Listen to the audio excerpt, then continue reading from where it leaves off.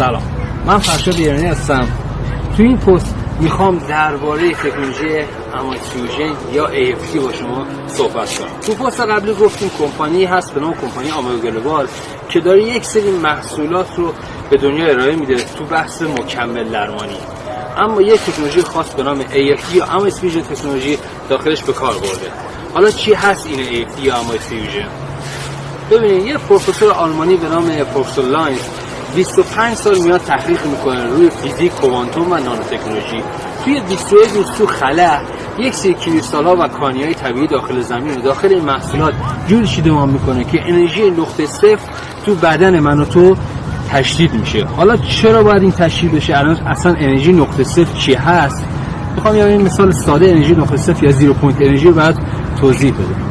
همه ما میدونیم که توی یک باریکه آب اگه در نظر بگیری، وقتی نور از داخل این باریکه رد میشه طبیعتا دچار شکست میشه و توقع داریم وقتی خارج میشه سرعتش کم بشه، اما اتفاق نمیفته. با همون سرعت اولیه که وارد شده از آب خارج میشه.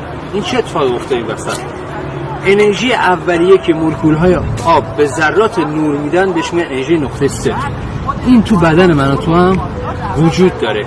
داخل سلول ما کپسول‌های انرژی نقطه صفر وجود داره که این همیشه باید پر باشه.